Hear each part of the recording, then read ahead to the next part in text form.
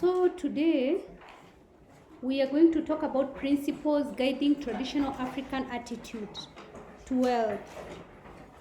So what are the principles that guide the traditional African society on their attitude to wealth? Yes, how they feel about wealth or poverty. What guides the people of the traditional African society or the whole society in the traditional African society? Yes. Number one is the values attached to human life. Yes. This value attached to human life is a guiding principle on how they view wealth, because if you're wealthy, you can be able to sustain your what? Your life. And human life is highly valued in the traditional African society. Also, another view is about mutual responsibility, whereby you should work. You don't work for your own benefit in the traditional African community. You work for the benefit of the whole what? Community. So you should feel obligated to work in order to do what? In order to help the whole society, because it's a mutual agreement.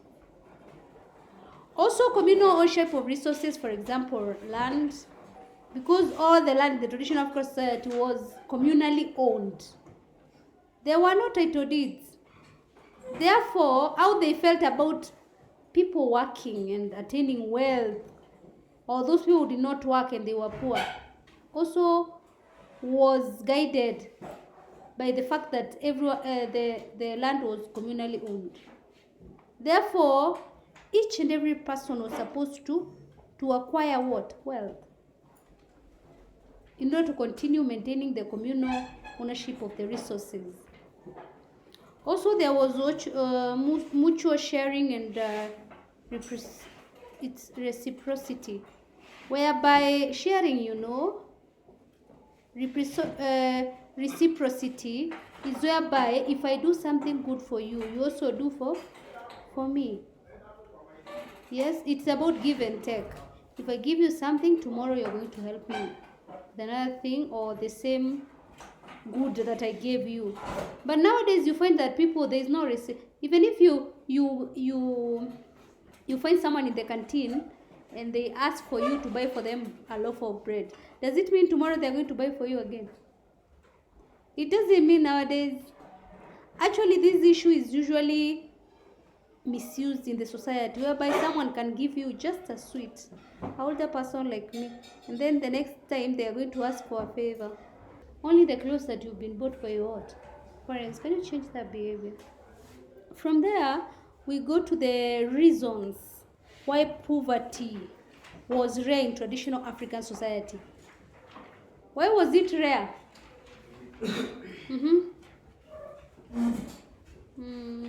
Barack? Why was it rare? Are you feeling sleepy? Why was it rare? Yes, Kiburia? Yes. Everyone was to work, yes. Another point this side. Yes? Yes, communal ownership of resources. So, there was mutual sharing, whereby you were sharing everything. Communal ownership of resources. Which resources? We talked about land, right? Another resource that was communally owned, water, yes? Yes. Even the animals who were communally owned. Land was plenty for everyone. It was plenty for everyone. Communal work ensured that help was available to all. So communal work, I don't know whether today, and I asked you the other day, whether today you still practice the communal, whereby when you are at home and you need to plow your shamba, you call your friends to come. No, not to plow, as in to help in what? In cultivating. Do you still call the other teenagers to come and you do it together? Because it used to, that is the way people used to work.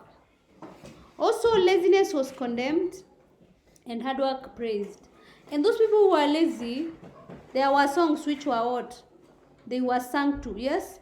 And they were even some of them excommunicated, or they were not given a wife if they were men.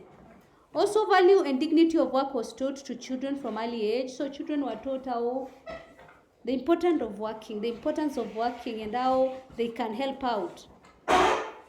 And everyone in the traditional African society was concerned about the welfare of others. And I was giving you an example the other day. If you see a teenager who's misbehaving, you could do what? You could, yes, discipline them immediately. You discipline them and you make their what? Their parent aware. And their parent could be grateful you did that. But look at the word today. Even you see someone's son, not even about discipline. You see someone's son is injured. And then you leave them there. You say, hey, if I do something, the parents are the ones who are going to say I inflicted the pain on him. Or I caused the accident. Nowadays, even you don't want to stop and help in an accident. Because when you go to the police station, they'll tell you you're the one who did what? Knocked this person and took them to the hospital. So you can't help out. Only very few people help. I've seen several, like our bishop, the one from where I come from. It was a gruesome. Because he was saying it was a gruesome. It was around 7 p.m. It was a gruesome accident. And then they arrived there. People were just looking at the people. The accident had just happened, and people were looking at them. And he got out of the car. He said the people who are not yet dead to be put in his car and to be taken to the hospital. I know that because at our home the person who died was the wife of our neighbor. The husband didn't die, and the other person was there, and the wife died there on the spot. But the bishop helped. If the other people who were there driving, they were not driving off, maybe that woman could be what? Saved. But nowadays we don't have communal that attachment communally whereby we are concerned on the welfare of others. We are not concerned. If we are concerned on the welfare of others, everyone would be taking bread at 10. Everyone. How would all of you take 10? You could say per month, if we take a quarter of bread at what? At 10 and at this time, we'll be paying for that money so that you can be done for that communally where you pay, the way you pay your school fees. And then when you're having your breakfast, you have a quarter, yes. National schools do that, yes. At 10 you have, all of you, but you have no communal responsibility. You and also your parents, because your parents say, I can afford, I'll give my son what? Pocket money. I can't afford, let him not do, I don't